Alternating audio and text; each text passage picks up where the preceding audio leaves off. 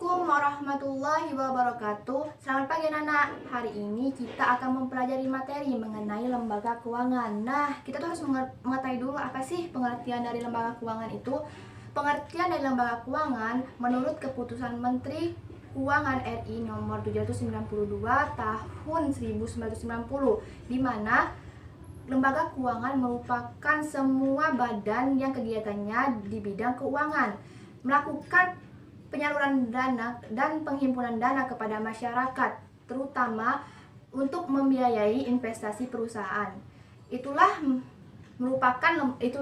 penjelasan mengenai pengertian dari lembaga keuangan. Jadi kalian sudah tahu apa itu pengertian dari lembaga keuangan. Setelah kita mengetahui pengertian dari lembaga keuangan, sekarang kita lanjut ke fungsi lembaga keuangan. Yang pertama yaitu menghimpun dana dari masyarakat dalam bentuk simpanan dan menyalurkan kembali kepada masyarakat dalam bentuk pinjaman. Yang kedua, memberikan pengetahuan dan informasi bahwa lembaga keuangan melaksanakan tugasnya sebagai pihak yang ahli dalam ekonomi untuk kepentingan sendiri maupun nasabahnya. Kemudian, lembaga keuangan wajib menyebarkan informasi yang berguna dan menguntungkan bagi nasabah. Yang ketiga, memberikan jaminan baik secara hukum maupun moral mengenai keamanan dari dana yang dimiliki oleh masyarakat. Yang keempat, menciptakan dan memberikan likuiditas, memberikan keyakinan kepada nasabah bahwa dana yang disimpan dapat mereka kembalikan ketika dibutuhkan. Yang kelima yaitu menyimpan kekayaan, yang biasanya menambah nilai aset yang dimiliki atau penyimpanan yang biasa dilakukan dalam bentuk saham, obligasi, maupun instrumen lain. Lembaga keuangan sendiri itu dibagi menjadi dua, yaitu lembaga keuangan bank dan lembaga keuangan non-bank atau bukan bank. Yang dimaksud dengan lembaga keuangan bank adalah lembaga yang menghimpun dana dari masyarakat dalam bentuk simpanan dan menyalurkan kepada masyarakat dalam bentuk pinjaman. Lembaga keuangan bank sendiri itu nanti dibagi menjadi tiga, yaitu bank sentral, yang kedua yaitu bank umum, dan yang ketiga itu bank perkreditan rakyat.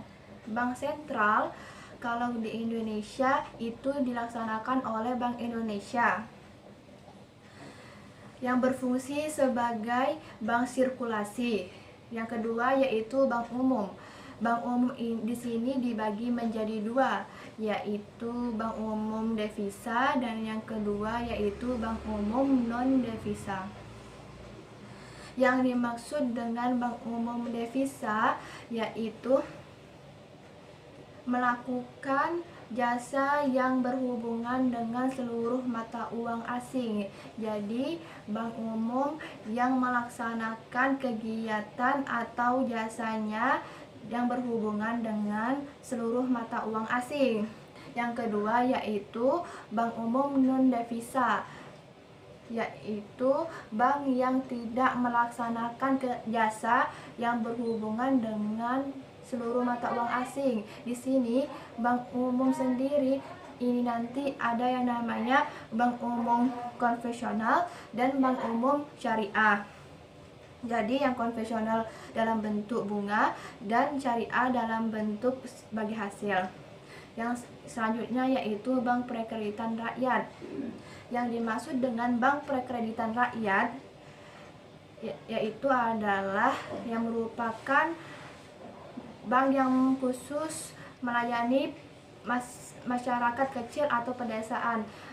Bank perkreditan rakyat itu awalnya berasal dari bank desa atau kumuh desa, bank pegawai atau bank lainnya yang kemudian dilebur atau menjadi bank perkreditan rakyat atau menjadi satu sebagai bank perkreditan rakyat.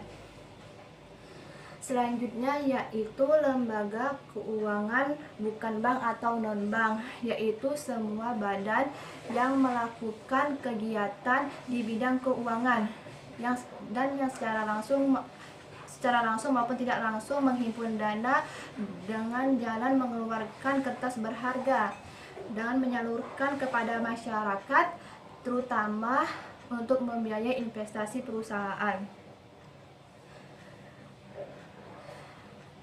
lembaga keuangan non-bank itu terdiri dari adanya beberapa bagian. Ya, tadinya lembaga keuangan bank itu ada 3, kalau lembaga keuangan non-bank ini ada berbagai macam, yaitu contohnya itu bank pasar modal, bank pasar uang, penjamin emisi, koperasi, perusahaan pegadaian, perusahaan serbaguna, perusahaan asuransi, dan selanjutnya yaitu peran lembaga keuangan.